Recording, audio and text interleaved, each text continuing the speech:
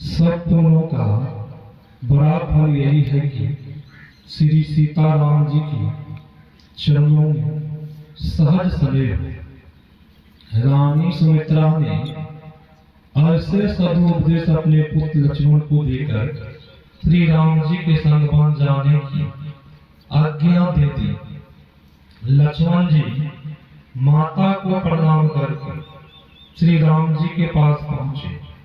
फिर राम, सीता और लक्ष्मण तीनों मिलकर राजा के पास पहुंचे और उनसे विदा मांग वन को चल दिए।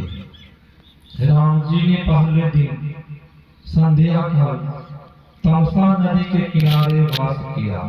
दूसरे दिन संध्या काल में गंगा जी के किनारे सिंगवेरपुर में पहुंचकर वहां वास किया। वहां गोनिसाद ने बड़े भक्ति भाव से उन लोगों का अच्छा आदर सत्कार किया। श्री सीताराम एक वृक्ष के नीचे पत्ते की सैया पर रात में सोए। श्री लक्ष्मण जी उनसे कुछ दूर धनुष बांध लिए पहरा देने को बैठे जगे रहे।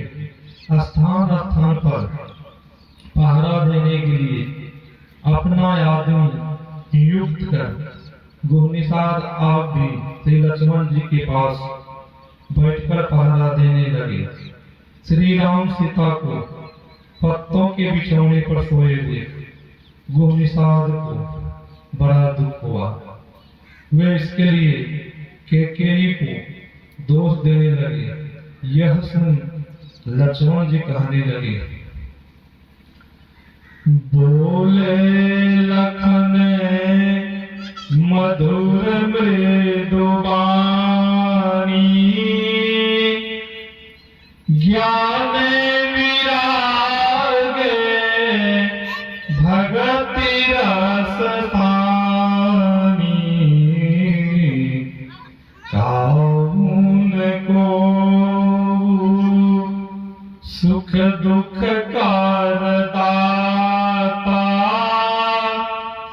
निज कृति कारण भोग सुनु भ्राता। श्री लक्ष्मण जी ज्ञान वैराग्य भक्ति रस में सनी कोमल मधुर वाणी से बोले, हे भाई सुनो, कोई किसी को सुख दुख का देने वाला नहीं है। सबको अपने ही कर्मों का फल भोगना होता है। जोग वियोग भोग फल मंदा, हित अनहित ध्यम धम फंदा, जन्म मरण जहाँ लगी जग जालू, संपत्ति विपत्ति कर्म अरु कालू। मिलना बिछड़ना भला बुरा फल भोगना, मित्र शत्रु और मध्यस्थ सभी धर्म के फंदे हैं। जन्म मृत्यु संपत्ति विपत्ति कर्म और काल जहाँ तक संसार के जाल हैं। धर्मी धाम धनपुर परिवारो, सरग नरक जहाँ लगी बेहारो, देखिए सुनिए गुनिए मन माही, मोह मूल परमारथ नाही।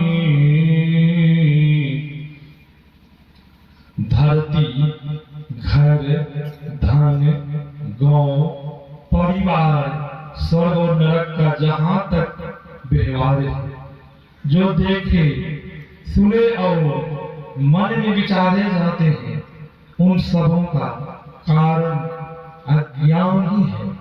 ये परमार्थ अर्थात तत्व वस्तु पाने के कार्य उपाय नहीं है। सपने होई भिखारिनी, रंग नागपति होई, जागे लावन हानि कछु, तिमि प्रपंच जिय जोई।